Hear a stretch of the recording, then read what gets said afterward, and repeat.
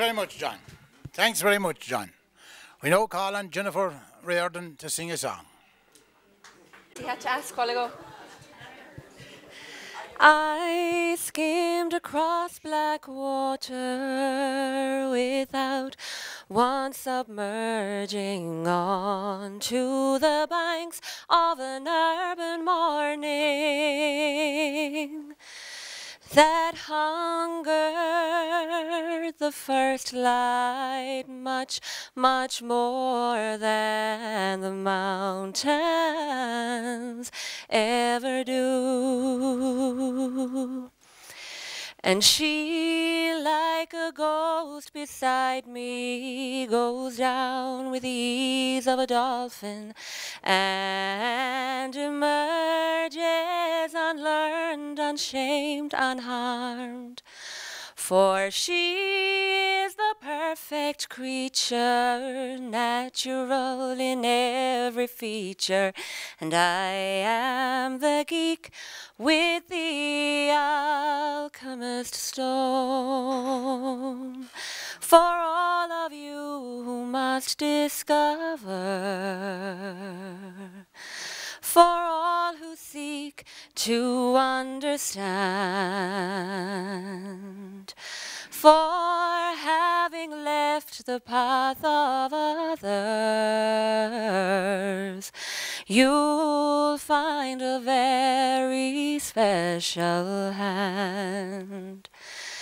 And it is a holy thing, and it is a precious time, and it is the only way. Forget-me-nots among the snow, it's always been, and so it goes, to ponder his death and his life eternally. For all of you must discover, for all who seek to understand, for having left the path of others, you'll find a very special hand. And it is a holy thing, and it is a precious time, and it is the only way. Forget-me-nots among the snow, it's always been, and so it goes, to ponder his death and his life eternally. One bright blue rose outlives all those 2,000 years, and still it goes, to ponder his death and his life eternally.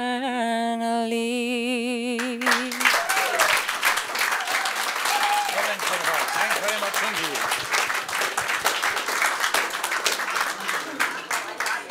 Thanks very much, Jennifer. Brilliant altogether. We now head back to Killamatra for... We had him up there a while ago, that crackpot, what was his name? The crackpot there a while ago, he did something, but this is his beautiful wife, Governor. Come up here, Governor, and sing a song.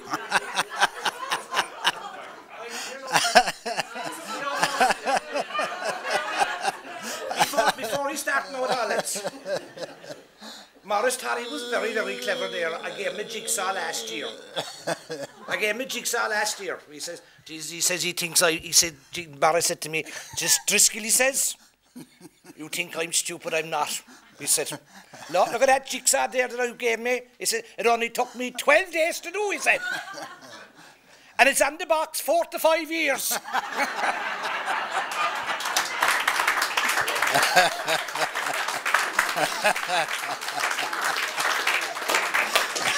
Governor, come on, my dear girl. You're a grand girl, Governor, there's no doubt about it. How do you put up with him?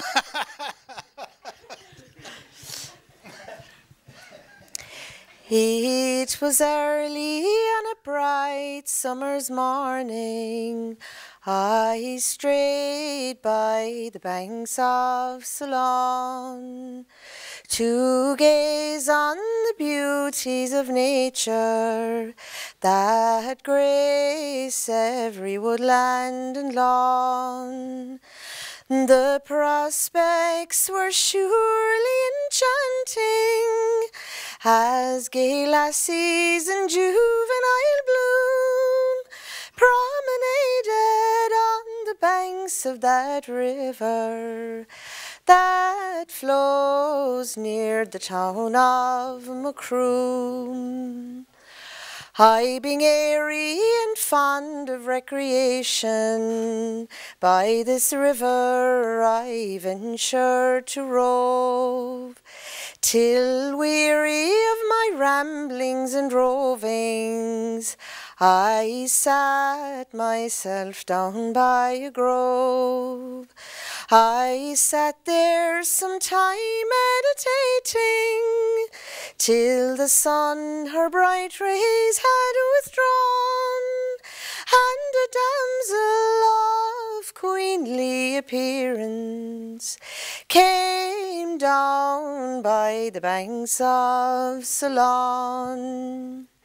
We walked and we talked on together, inhaling the bright pleasant air, until in a voice unaffected she said, "See, my father lives there."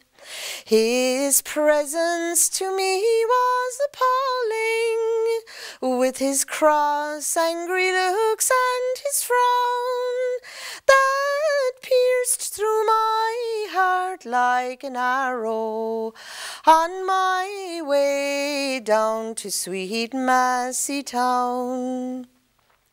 So now I'm retired from my roving, with a heart full of sorrow and grief. There is no one on earth to console me, or to give me a moment's relief. Were I ruler of France or of Prussia, sure 'tis with me you'd soon wear the crown, and I'd join you in wedlock, my Helen. You're the beauty of sweet Massey Town.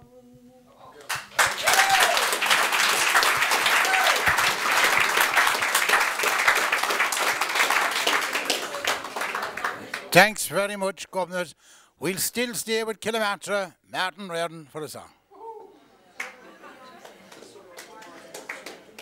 Come on, Martin, you can drink that after.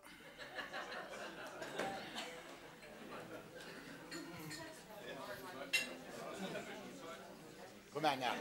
Thanks, Martin.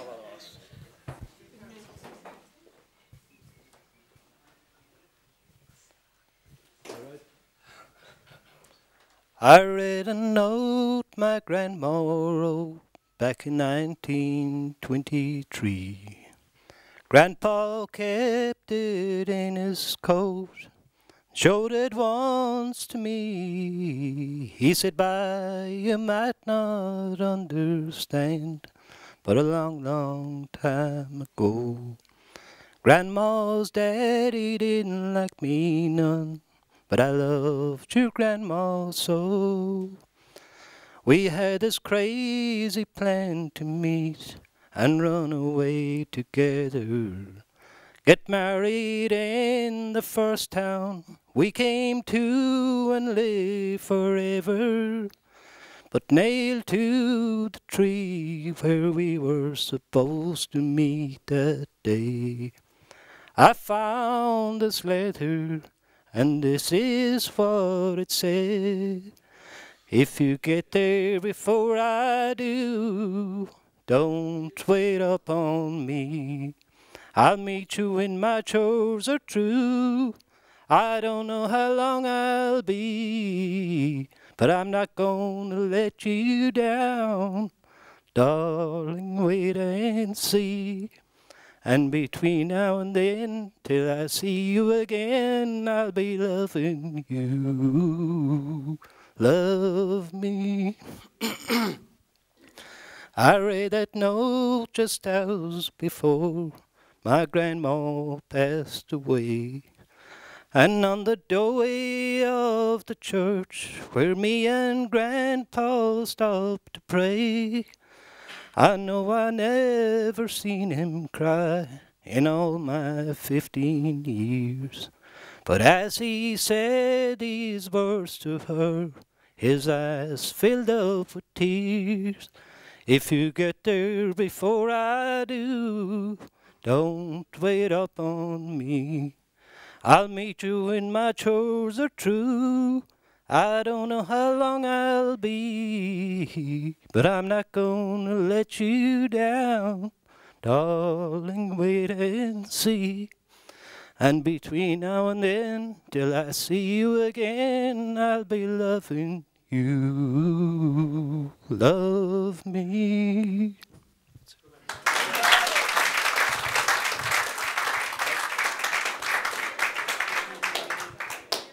Brilliant. Before the musicians will start now, lads, would you like to hear a joke? I'll call a lad, yeah. Michael here will say a few jokes.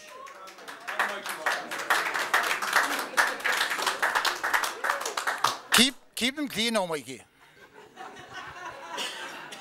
Well, I'm glad you asked me to keep them clean because I don't know any other ones. Morris was asking me here tonight. He asked me what would I do. I told him I'd sing a song. You will not sing a song, he said. Why not, says I. You should give all the Haleys a bad name while you're singing. I mean, if I was in Patrick Street in Cork, I'd make a fortune by people telling me to shut up and go out of earshot. So I'll tell you a few stories instead. As some of you know, I'm in the education business. And in the education business, come across a lot of queer stories. Like some school that sent out a report on young Johnny. And then the reporter said, last year, your son Johnny hit rock bottom. This year, he started to dig. And then the student in an exam was asked to name 7 animals you'd find in the polar region. And he wrote 3 polar bears and 4 seals. Now, you probably know I teach in vocational here in Macroom. And there used to be a teacher there called Tom who used to love going along and talking to the first years, finding out who they were and where they were from. And he came to this fella and found out who he was, and he said, he said, your brother did the leaving cert in the school. He got 2 honours. He got the honour of doing it and the honour of failing it.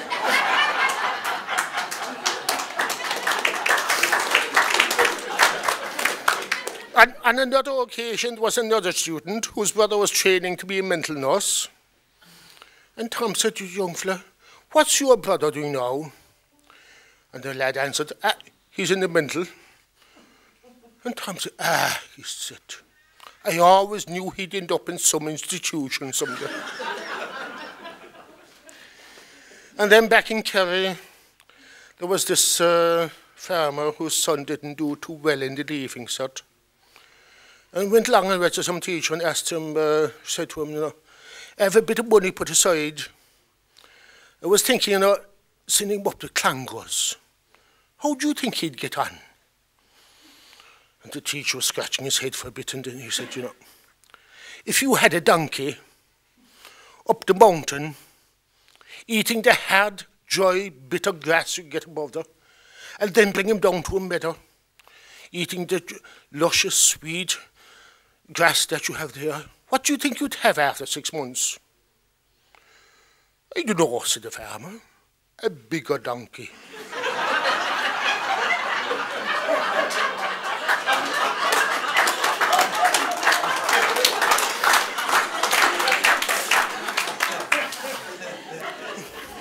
And then there was this teacher that used to work with me in the vocational, and she was originally teaching Clan, and she was talking sometime about this colleague of hers who, she said, only ever went drinking in the bar which was run by the ugliest woman in Ireland. And she said, why do you go there? Because he said, when she starts to appear good looking, then I know I have enough drink.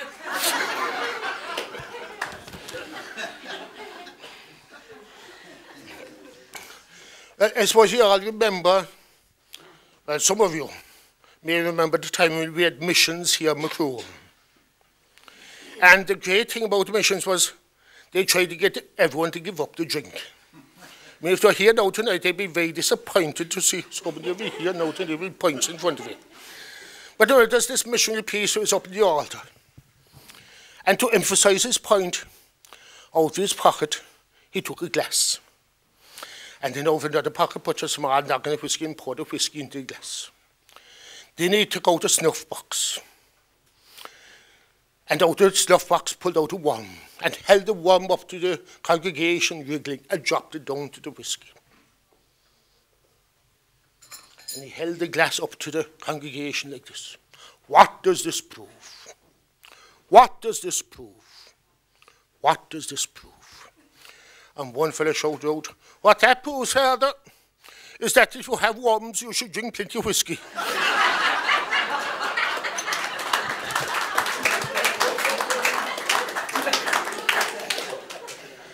And then, talking about priests, there were these three preachers, a Catholic priest, a Baptist minister, and a Jewish rabbi, who used to meet 2 or 3 times a week for a cup of coffee and talk about their job and so on.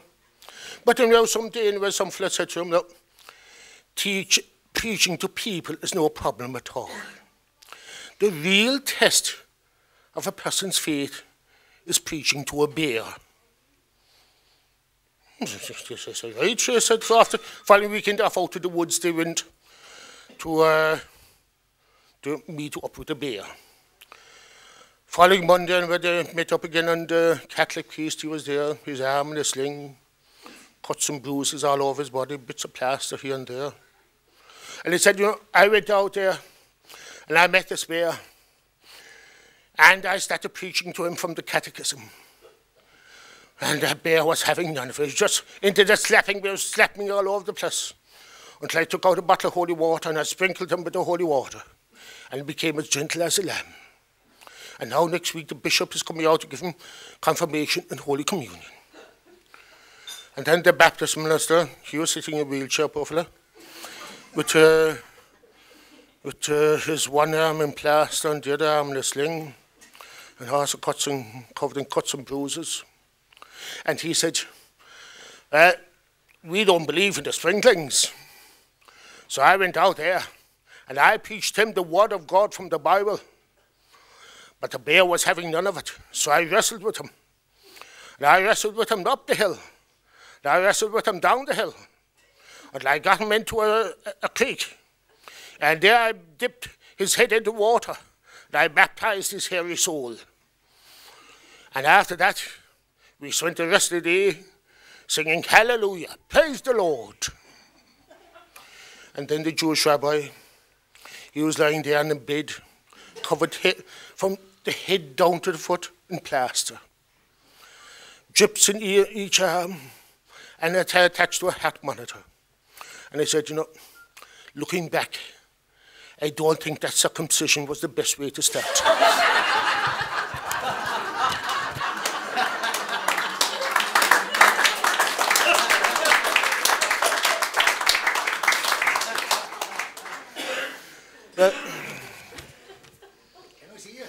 Huh? Oh, I can see fine. I'm still sober enough, unfortunately. But anyway, now that we have gay marriage, I suppose it's okay to tell this one. Did you hear about the gay who went off to London? He was very disappointed to find out that Big Ben was a clock.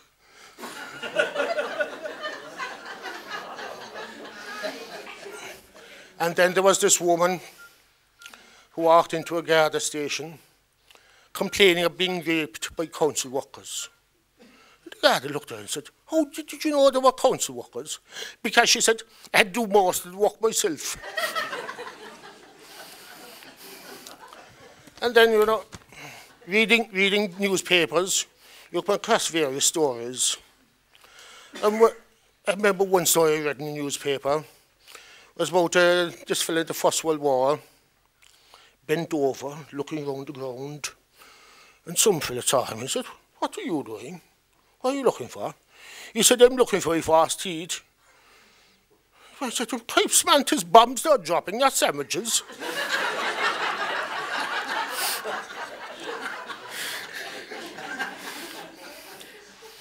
And the other story I read in was of some hippie over in England who was living in a caravan at the side of the road. And he was growing cannabis. And he had a pet rabbit. And the good cannabis, he used it himself. And the bad cannabis, he gave it to his rabbit. And he said the rabbit would turn up his nose at carrots, onions, lettuce, cabbage, anything we gave him. All he ate for breakfast, dinner and supper was cannabis. And then he'd sit there stoned out of his mind. Until one day a bulldog came along and saw him and ate him. And as the hippie said, it was the only bad trip he ever had. And now I have a few other jokes as well, but I'm sure the evening's going on and Mars is looking at me there telling me more or less to shut up and go away. So I better do exactly that. Good night, Shane.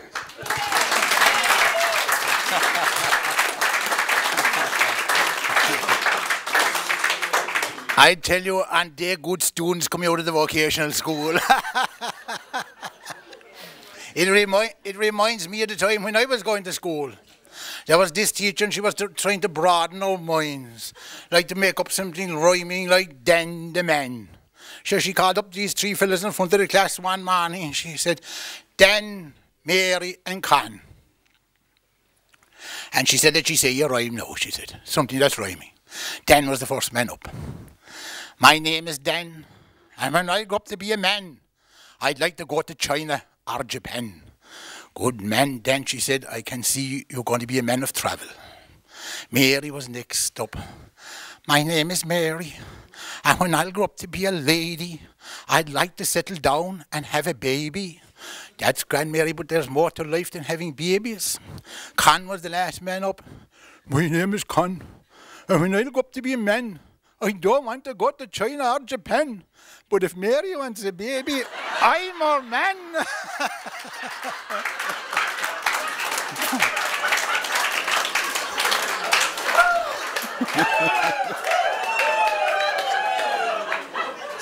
There was another day. Is there any garden inside? No. There was another day, the teacher wrote big up on the blackboard, pistol. P-I-S-T-O-L. And she said, let she make out the rhyme with pistol in it. And this old fella came in, he wanted to show off that his daddy was a detective guard. And this is what he said. My daddy is a guarder, dressed in uniform blue, with lovely shiny buttons down the middle.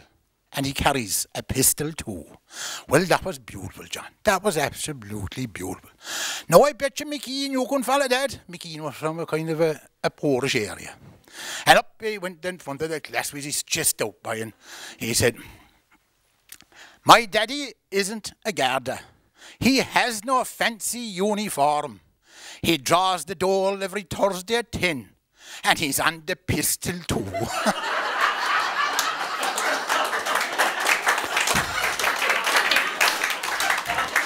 We better get the musicians, lads, before we go any further. Where are my musicians? Come on, lads, come on, time is money.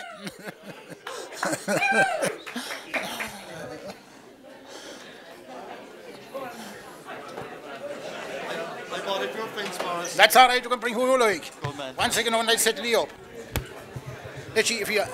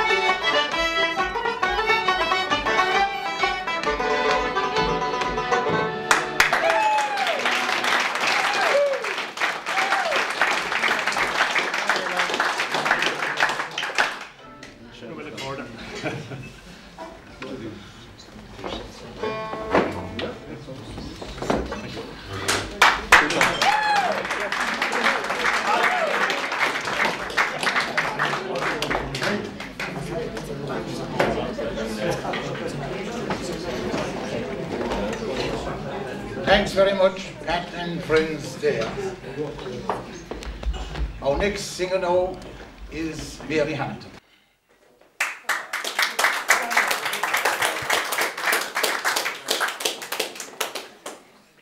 When sit down for like Mary.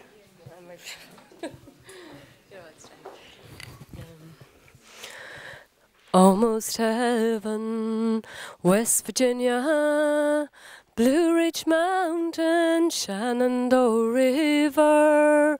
Life is older, older than the trees, younger than the mountains, blowing like a breeze. Country roads, take me home to the place I belong. West Virginia, Mountain Mama, take me home.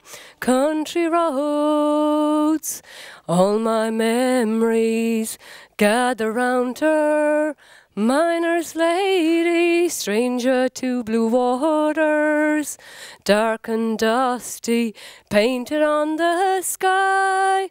Misty taste of moonshine, teardrop in my eyes. Country roads, take me home to the place I belong. West Virginia, Mountain Mama, take me home. Country roads, I hear a voice in the morning hour, she calls me, and radio reminds me of my home far away. And driving down that road I got a feeling that I should have been home yesterday. Yesterday, country roads, take me home to the place I belong. West Virginia, Mountain Mamas, take me home. Country roads, take me home to the place I belong. West Virginia, Mountain Mama, take me home. Country roads, take me home. Down country roads.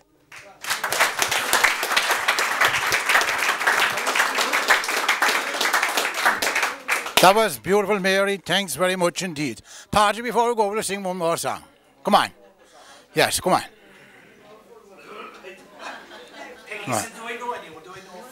More sound up. I sing whatever you like. This fella was, another joke. This fella was going from, the Kerry fella was going, sorry, are there any Kerry people here? Can we offend? No. We're all right, yeah. So this Kerry fella was inside, he was inside in Clarny, and he says, can I have a one-way ticket, please? Can I have a one-way ticket, please, to Cork? And he meant, certainly, sir, so he gave him the money. He said, and he says, change it, Mallow. You can give me my change here now, he says. And this... And Paddy Murphy was going up to the All Ireland from Killarney. You see, and he was there anyway, and he didn't know, he knew how to get from Killarney to Euston Station, but he wanted to go into the city, you see. And the Lewis was starting up, and he was very nervous, so he got out of Euston, and he saw this fine-looking blonde-haired girl, and says, I'll follow her, and I'll see what she does. So she went up to the kiosk anyway, and she says, Sally Noggin, single. And Paddy would look at her, and yeah, that's fine, yeah. So Paddy was next anyway, says, Paddy Murphy married with 3 children.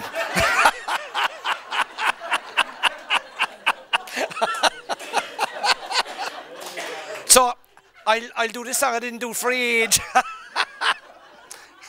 We give the Kerry fellas an awful doing, don't we? Yeah. Not really, says Martin Coughlin. O may the Lord upon high, who rules the sky, look down in our pubs and bars. For the people therein, both women and men, they're neglecting their pints and their jars. Well, the crack it is bad in the atmosphere sad. Every man has a face like a mule, and all he can do is grab an old cue and start playing this game called pool. Now when I was a boy, 'twas always me joy to visit the pubs each night. There were arguments, scraps and killings perhaps, and everyone thought he was right. There were badgers and there were dogs, and there were men from the bogs, and young fellas, Marasili, acting the tool. But now there's no crack, for every man Jack has his ass in the air playing pool. Now this pool you will find is a game designed for foolish illiterate louts. You put in for bob and you press an old knob, and a big shot of balls, they come out. They're placed on the table, and then if you're able, you knocks them all into a hole. More money goes in, you start over again, till you lose every bob of your doll. In the Irish Free State, other people are bait from watching and playing this game.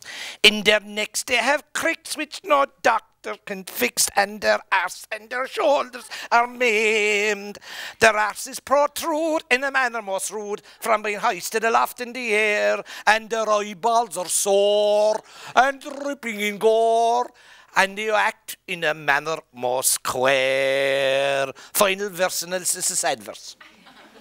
If you meet a young man, Marasili, whose face it is one, and whose eyes have a vacant stare, if his job on a slack, are you watching this? And his head is thrown back, and he can't tell a cob from a mare, his nostrils dilated, his head congregated, his manners like those of a fool, then you're sure you can bet that you have just met a man gone claim mad from playing pool. Thank you very much.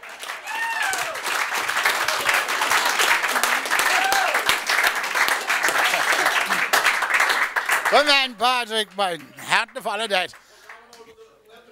But there was a lad there 2 weeks ago. He went into a discal travel over for a one-way ticket to Canada. And fair play to Patrick, he said to him, why do you want a one-way ticket? He said, sure, it is cheaper if we come back again. Why you do want a one-way? I see you there up in the buses, he said, drink Canada dry. Don't give us another old song there. Come on.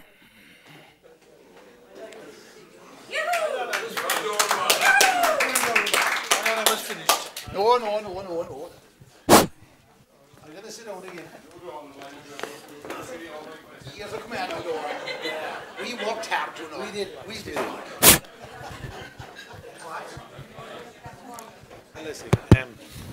One pleasant evening in the month of June, as I was sitting with my glass and spoon, a small bird sat on an ivy bunch, and the song he sang was a jug of punch. Tooraloo-raloo, tooraloo-ralay, tooraloo-raloo, tooraloo-ralay. A small bird sat on an ivy bunch, and the song he sang was a jug of punch. What more diversion can a man desire than to sit him down by a snug tough fire, upon his knee a pretty wench, aye, and on the table a jug of punch. Tooraloo-raloo, tooraloo-ralay, tooraloo-raloo, tooraloo-ralay. Upon his knee a pretty wench, aye, and on the table a jug of punch. And if I get drunk, well, the money's me own, and them that don't like me, they can leave me alone. I'll tune my fiddle, and I'll rosin my bow, and I'll be welcome wherever I go. Tooraloo-raloo, tooraloo-ralay, tooraloo-raloo, tooraloo-ralay. I'll tune my fiddle and I'll rosin my bow, and I'll be welcome wherever I go. And when I'm dead, and in my grave, no costly tombstone will I have. Just lay me down in my native peat, with a jug of punch at my head and feet. Tooraloo, tooraloo, tooraloo, tooraloo. Just lay me down in my native peat, with a jug of punch at my head and feet.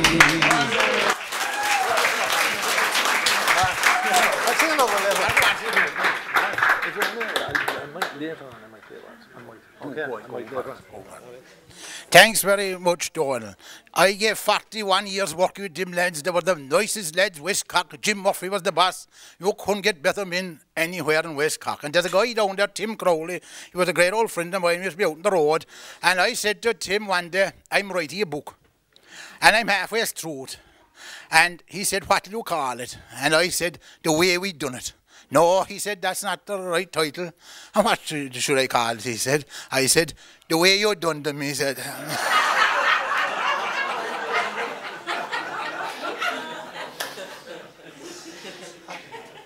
Here's Peter gone. Oh, there's a bar of course. Martin, where's Martin gone? Jim Murphy, Jim, come on. Sing a song. Come on, come on. I gotta sit down this way. Was okay, especially for Mary Duggan. Whilst we honour in song and in story the memory of Pearse and McBride, whose names are illumined in glory with martyrs who long since have died. Forget not the boys of Killmonger, those brave boys so gallant and true, who fought 'neath the green flag of Erin and conquered the red, white and blue. On the 28th day of November, the Tans left the town of Macrew. They were seated in 2 crossley tenders, which led them right into their doom. They were on the road to Kilmichael and never expected to stall. But the dare met the boys of the column, who made a clean sweep of them all. So here's to the boys of Kilmichael, those brave boys so gallant and true, who fought 'neath the green flag of Erin and conquered the red, white and blue. The sun in the west it was sinking, 'twas the eve of a cold winter's day, when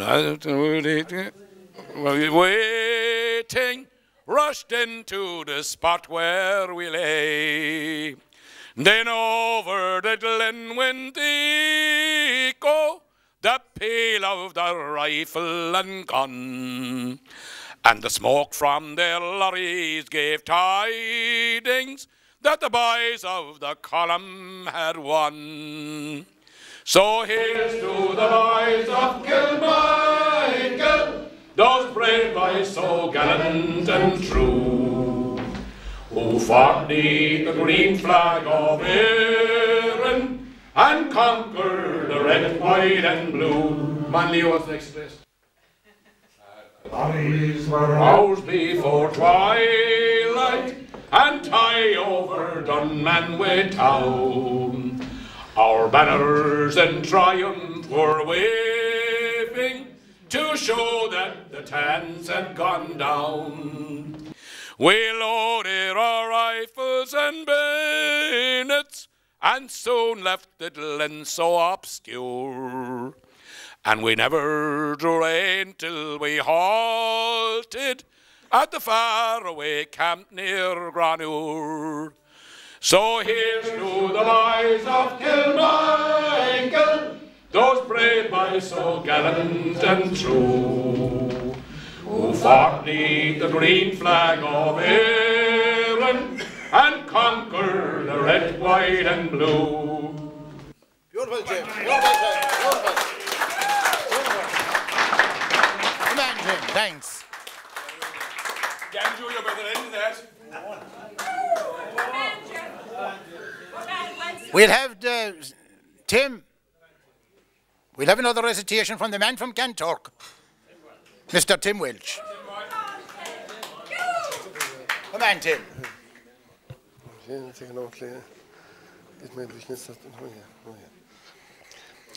A very shuttle thing first. Oh, porter, lovely porter, on thee I place my trust. I'd rather go to bed with you than go to bed with thirst. You've often proved a friend to me, you've often been my foe, but in spite of all I love you still, and down my throat you'll go.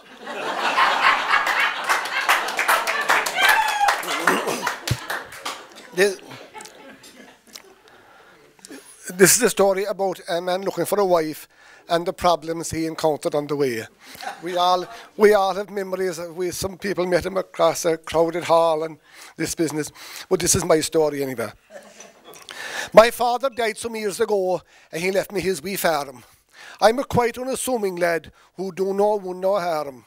Myself and Dad and Spot the dog for years lived on our own, but since Dad and Spot have snuffed it, I'm living on my own. And lately, everywhere I go, I keep getting so-called good advice that soon I should settle down and get myself a wife. They say a good big strapping woman, she'd help around the farm and she'd get up every morning when the clock would alarm. So I started going to discos, but the light was awful bad. You'd need a flash lamp in your pocket to examine what you had. With women wearing trousers and hairstyles all the same, you know, it's the doctor you would need to be to tell some women from the men. So someone mentioned lonely hearts. You're sure to find one there. You can start your advertisement with love and thought and care. And you can mention in some detail the kind of wife you'd like to get. But all I wrote in big bold print was a half a bed to let. It seemed to work out well. I got answers by the score, from one as young as 16 years to an old doll, and she up to chest when she was 74. The whole thing seemed to snowball. I got really carried away. The replies I got so many, I had the postman twice a day. Now they wrote in scented paper with colours pink and blue. They sent photographs and bits of underwear, and they mentioned things I'd love to do. Well, I got so excited reading all that mail, says I, you can keep them dark old discos. I'll get one here without fail. So I had read each letter carefully, and they all seemed very nice. And I knew the time would come for me, I had to try and make a choice. And I was wondering, would I need some help to do it? For this is a brand new game to me, and I wasn't sure what should look for in a future wife to be. Well, I knew if you bought a cow, you'd check her tits for felling, you'd rub your hands around them, and you'd check for swelling. And I knew if you bought a mare, well, you'd ride around the street, you'd catch her by the nose and chin, you'd try and count her teeth. Anyway, I wrote off a few of them. We arranged to meet in pubs and clubs. I spent a bloody fortune in taxis, drink and grub. They could eat and drink like any man, and it really made me vexed to sit and watch Dad's hard-earned cash disappearing down their necks. Now, they came in different shapes and sizes. I'll describe them if I can. Now, most were fairly reasonable. Of course, you had mutton dressed as lamb. You had blues and blondes and brunettes with painted nylon coats. It was enough, I'll tell you, to turn an ass right off his oats. Some were short, fat and shapeless, and there was this big one from Ratmore. I wondered if I picked this one, would I get her through the door? But she was only good time fat, and it would disappear like melting ice. A few weeks around that place of mine, and she'd be eating the elastic off her tights. Well, I wined and dined 3 dozen, and as far as I could see, the big one was the only one that showed any heed in me. And when she had finished eating, and by now she was well fed, she licked her lips and she let her rift, and she said, it's time for bed. Have you all you want, she said, before we go upstairs. Well, I took one look at her and said I could do some help and prayers. She turned out big, this woman, and I tried to change my mind, but she was having none of it, so I had to toe the line. Have you got your condom on, she said. Says, I know nothing, just my socks. She said, it's not your feet you cover, but aren't you the sly old fox? Now those condom things were new to me, I never heard of them, I said, and I cursed myself for being a fool and the sheltered life I led. Then she told me of the birds and bees and how things could go wrong, and how she had no intention at this time of being stung. Well, says I have never used them. I'm sure you think I'm dumb. But she said, come over here and I'll show you how. And she placed one on her thumb. Now, here's the way you put it on, and you roll it down like so. So off you go and cover up. Now at least you know. Well, I felt a bit embarrassed, so I turned right around. I did exactly as she said. I put it on and rolled it down. Things are really going well when she said, Pat, I think it's off. You're not at all, good woman, so don't be talking daft. Oh, I think it is, and I hate to spoil your fun, but I have this awful feeling that something have gone wrong. Well, I don't know what it can be, or what you think I've done. For there, it never moved, just hanging off my thumb. Well, she flicked her hips, and she landed me at the bottom of the bed. I said, what is the matter, love? Was there something that I said? Well, the place was vibrating as she pranced around the floor. I tried to grab my trousers as I headed for the door. I ran around the room. From her I tried to hide, but with a rubby tattle, just like Willie John McBride. She brought me crashing to the floor like an eagle on the wing, and she whispered, plans have slightly changed, and now you need a ring. She pinned me to that bedroom floor, that eagle with her prey. My past life flashed in front of me. I thought it was on my way. One big boob had me smothered, and I couldn't state my case. It was like being trapped behind the steering wheel with an airbag in your face. Well, finally I got my bearings, and the room had stopped going round. By now the big one, she was dressed and was more or less cooled down. She was sitting in the corner with her handbag on her knee, and she growled, get on them bloody trousers and come over here to me. Tomorrow, bright and early, you'll go out and buy a ring, for our love has started growing, and you've had your final fling. I knew it was a sentence, and that I should serve full time, for I spun the wheel of fortune, and the big one now was mine. We were married shortly after, and you know, I'm with her yet. The baby, he was born, and he's a real little pet. But she said, one is a lonesome number. And I think the night has finally come again when Paddy gets a chance again to use the condom on his thumb.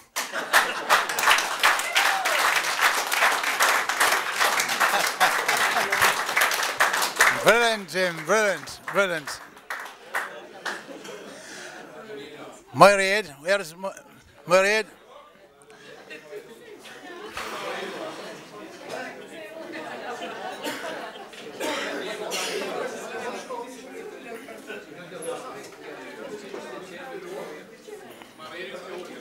Myriad O'Connell from Balnacar again now to give us a song. Sing whatever you like.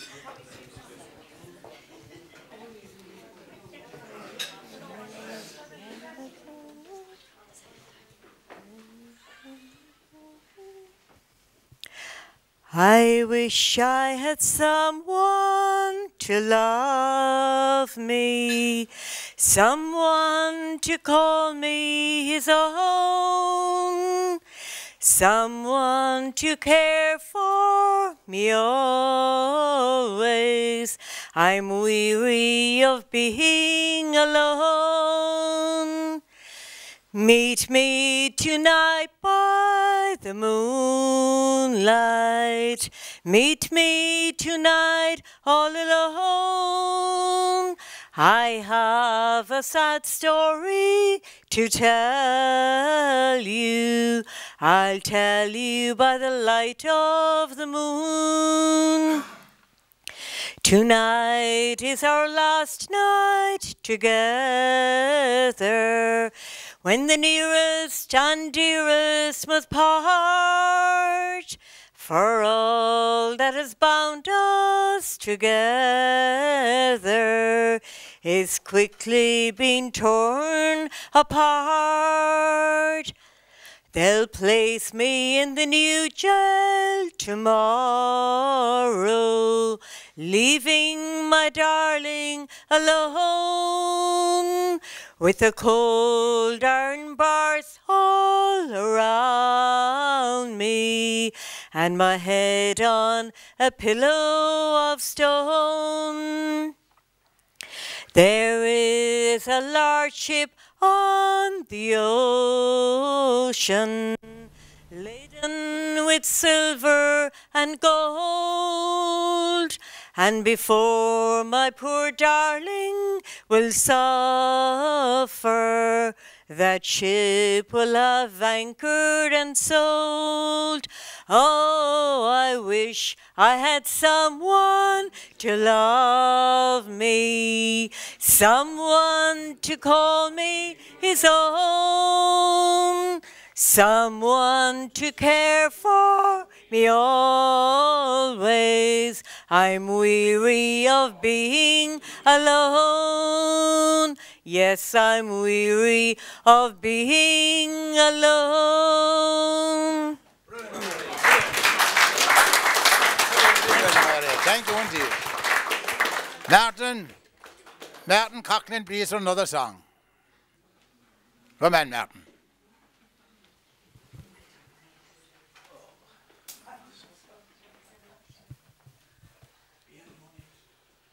I'll just sit down for this one. When I was a young lad, I carried my pack, and I lived a free life of a rover. From the Murray's green basin to the dusty old track, I waltzed my Matilda all over.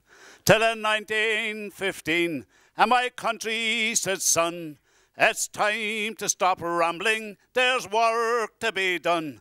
So they gave me a tin hat and they gave me a gun, and they sent me away to the war.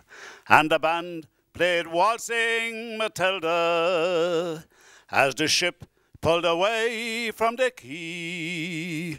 And among all the tears, flag waving and cheers, oh, we sailed out for Gallipoli.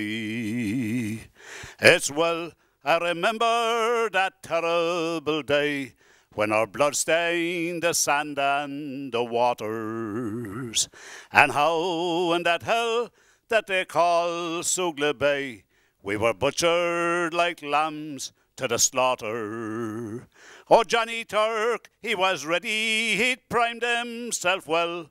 He rained us in bullets and he showered us with shell, and in 5 minutes flat we were all blown to hell.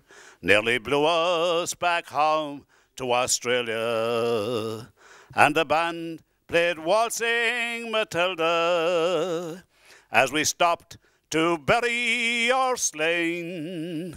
Oh, we buried ours, and the Turks buried theirs. Then it started all over again. Now those who were living just try to survive in this mad world of hell, blood and fire.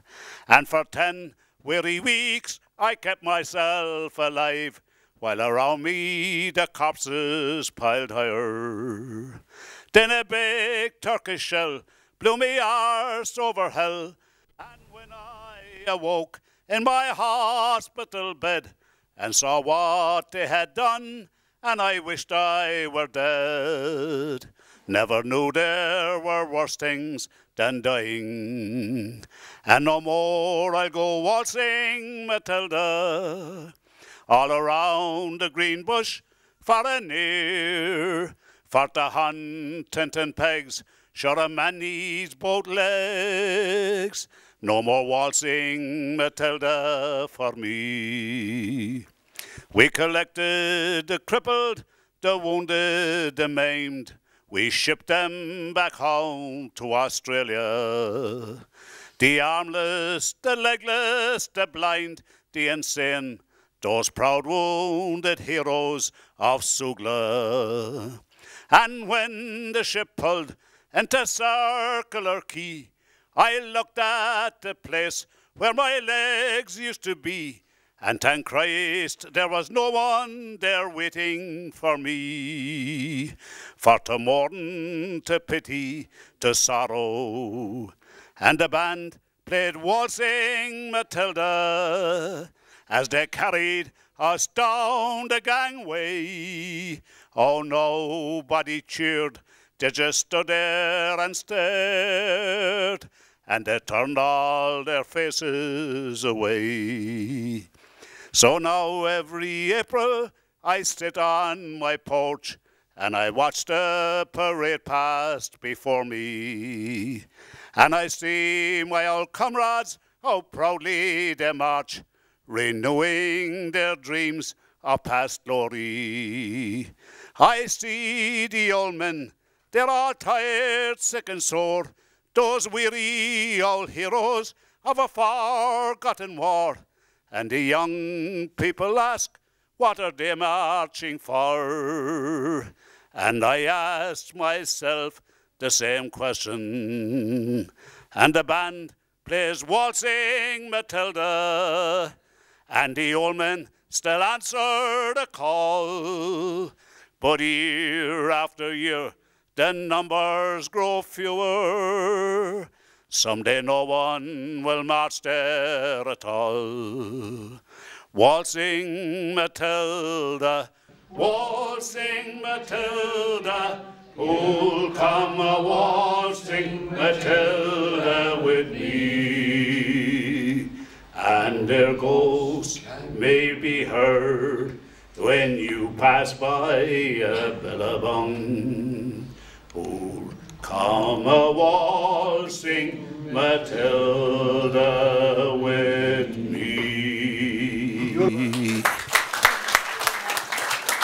Brilliant.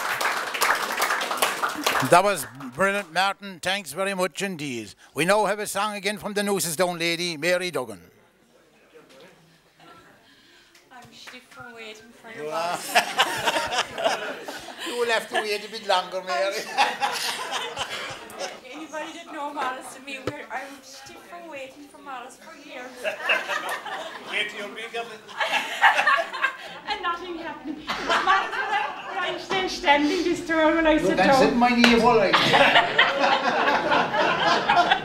This isn't allowed because we can't have any pornographic stuff here tonight. I stand this time, Maris, because I feel a bit stiff sitting there.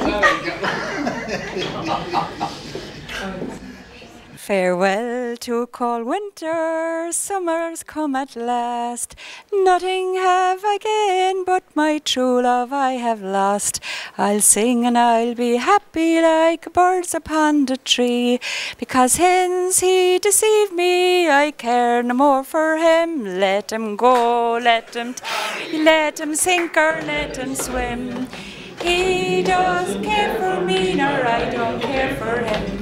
Can go and get another, I hope he will enjoy, for I'm going to marry by far a nicer boy.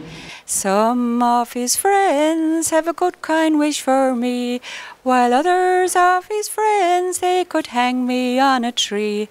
But soon I let them see my love, and soon I let them know that I can get a new sweetheart on any ground I go. Let him go, let him tarry, let him sink or let him swim. He doesn't care for me, nor I don't care for him. He can go and get another, I hope he will enjoy, for I'm going to marry a far nicer boy. He can go to his old mother and set her mind at ease. I've learned she's an old woman, very hard to please. Disliking me and talking, that's what she's always done. Because I have courted her great big ugly son. Let him go, let him tarry, let him sink or let him swim. He doesn't care for me, nor I don't care for him. He can go and get another, I hope he will enjoy, for I'm going to marry by far a nicer boy. For I'm going to marry by far a nicer boy.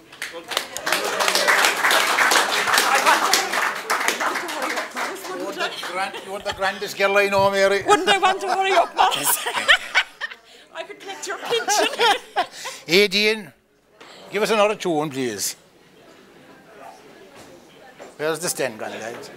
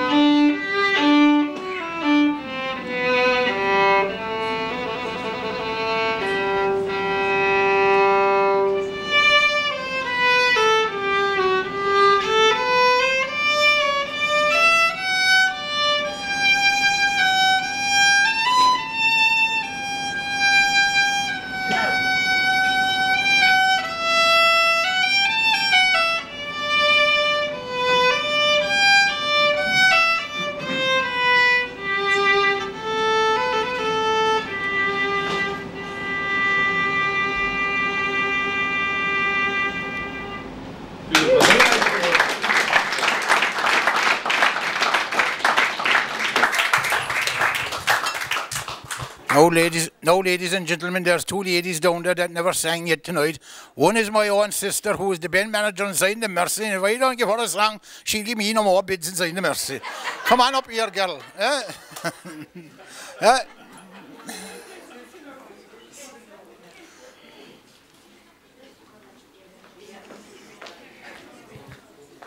Do you want to sit down? I will. I'm glad you kept the best to last for us. Okay, I'm going to sing a song from My Fair Lady. Bed, bed, I couldn't go to bed. My head's too light to try to set it down. Sleep, sleep, I couldn't sleep tonight. Not for all the jewels in the crown. I could have danced all night, I could have danced all night, and still have begged for more. I could have spread my wings and done 1,000 things and still come back for more. I never know how it all began, when all at once my heart took flight. I only know when he began to dance with me. I could have danced, danced, danced all night. I never know how it all began, only when my heart took flight. I could have danced all night, I could have danced all night, and still have begged for more. I could have spread my wings and done 1,000 things I've never done before. I only know how it all began, when all at once my heart took flight. I only know when he came to dance with me. I could have danced, danced, danced all night.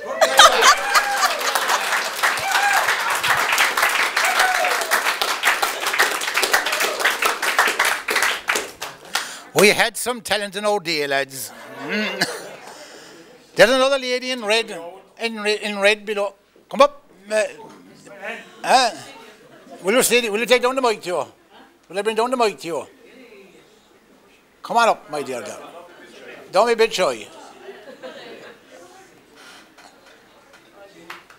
You're John's sister, aren't you? Welcome. Welcome.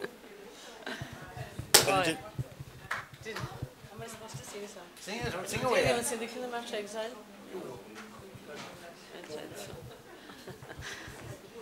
I'll sing the... Is this working? Huh? Yeah? Don't camera. I'll sing the Cannabis exile. I'll try it. I'll try it. I am a lonely exile that has left my own dear nation to seek a situation far o'er the raging foam. I sailed across the ocean wide, through hardship and through danger, and for years I've been a stranger from my own dear Irish home. Where once I lived contentedly, the friends I loved surrounded me, care nor grief ne'er troubled me, nor made my heart feel sore. But now my days are over, and I'm parted from my country, and the Kilna martyr's homely face my eyes shall ne'er see more. It was there my heart felt happy, until I took the notion to sail across the ocean from the land that gave me birth. Sorrow's dark and dismal clouds ne'er cast their shadows o'er me, and I knew our pleasure only while I stood on Irish earth. Love of money tempted me far from my cabin home to flee, and sail across the raging sea in search of golden store. I sailed away from Erin, bound for the land of liberty, and bade my friends in Ireland adieu forevermore. 12 long and weary winters have come and have departed since I sailed across the ocean from where my father lies, but still this loving heart of mine is ever fondly yearning for the home that I was born in and where I hope to die.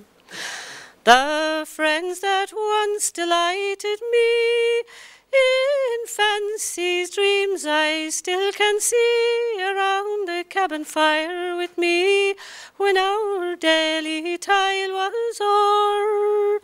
The songs and merry voices come rushing to my memory. In my heart I'm fondly thinking I shall never see them more.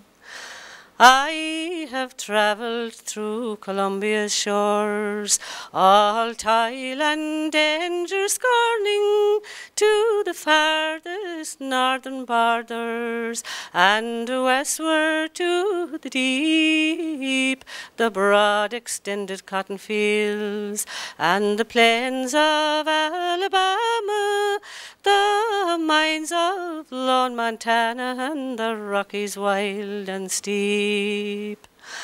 I hunted for prosperity, but still it has eluded me. Black misfortune followed me, no matter where I roamed. And often in my anguish I cursed the fate that parted me from the comrades of my boyhood and my own dear Irish home. Sweet boyhood recollections will ever fondly bind me to the friends I left behind me, far o'er the raging foam, and the dear Kilnamartra, where one time I resided, but now I am divided by the ocean wide from thee. Age is overtaking me, and youth is fast forsaking me. The friends that once delighted me, perhaps I'll see no more. So until my days are over, and death has come and taken me, I fondly well remember thee, dear land that I adore.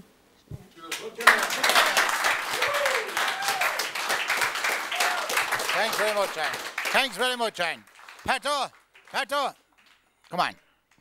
Give us another song, Pato.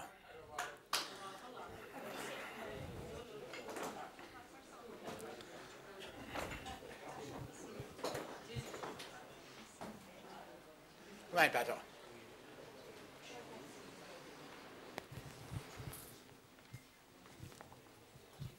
Right,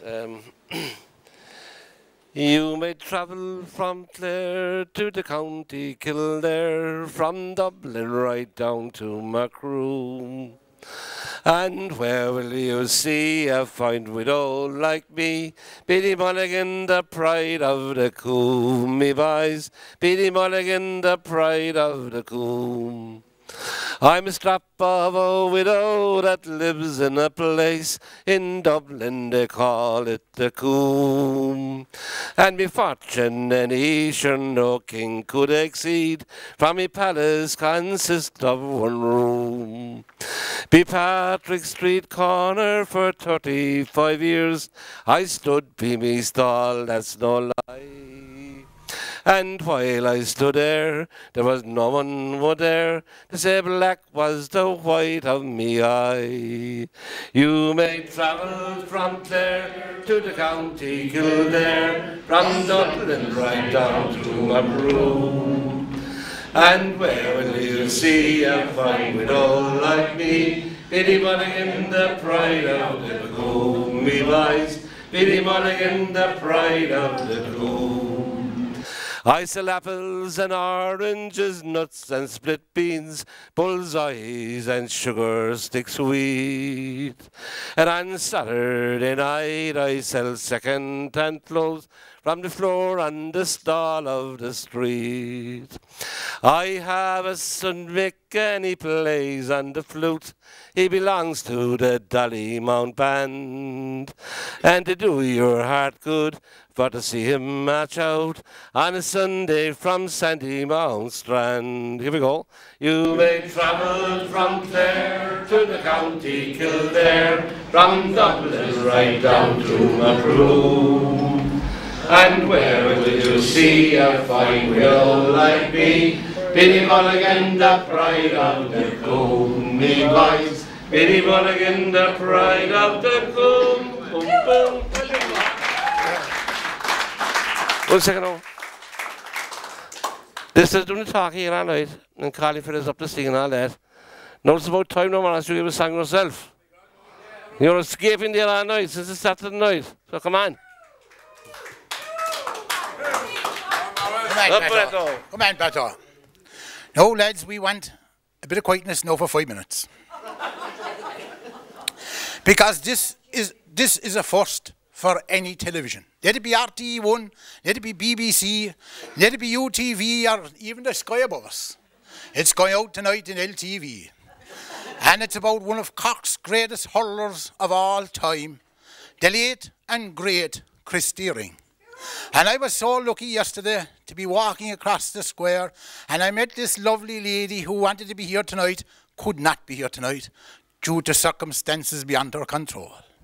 So she said to me, I have a lovely recitation written by Mary Boyce on the day Christy was laid to rest in his native Clyne. I'll do a small bit better. I'll start with a verse of the Christy song. We'll go into the recitation, and then we'll give a rousing Cox anthem. For lifting and striking and doubling like lightning, for point and goal scoring his praises will sing. His hurling's most glorious, sure he's always victorious. His Cox darling hurler, the bold Christy Ring. In memory of the great Christy, born in 1920, died in 1979, so young. Written by Mary Boyce from Cove. The wind whips sharp round Clyne's round tower. No small bird rise to sing. Perhaps they know this hallowed ground enshrouds you, Christy Ring. The clay is damp upon the spot. We gently laid you down.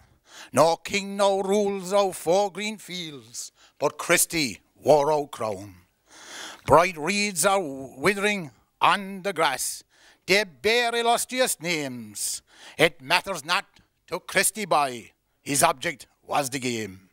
In silent file they brought him home, men stunned by sudden loss, remembering back September days when Christy won the toss. How loud they cheered in Famecrow Park, that wizard of the ash, and each man and boy burst with pride when ring and record clash.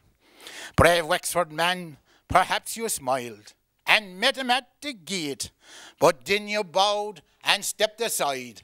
Ring wore his medals 8. Oh, God, look down on rebel Cork. We need a sportsman's soul. A ring could say, farewell the Glen, his spirit reach its goal. The last verse, and it's so true today. Young men will come and rise to fame. Fresh praises we will sing. When games are played and games discussed, you're still there, Christy Ring. How oft do my thoughts in their fancy take flight to the home of my childhood away, to the days when each patriot's vision seemed bright, ere I dreamed that those joys would decay. When my heart was as light as the wild winds that blow down the Mardyke through each elm tree, where we sported and played neath the green leafy shade on the banks of my own lovely Lee, where we sported and played neath the green leafy shade on the banks of my own lovely Lee. And in the springtime of laughter and song, shall I ever forget the sweet hours with the friends of my youth as we rambled along amongst your green mossy banks and wildflowers? Then too, when the evening sun sinking to rest shed its golden light over the sea, the maid with a lover, the wild daisy's breast, on the banks of my own lovely. Bring down the roof, lads. The maid with a lover, the wild daisy's breast, on the banks of my own lovely.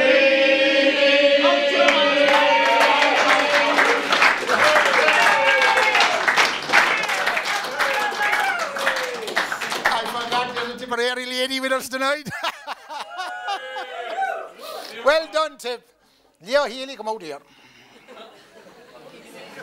Come on, Leo, come on. Come on.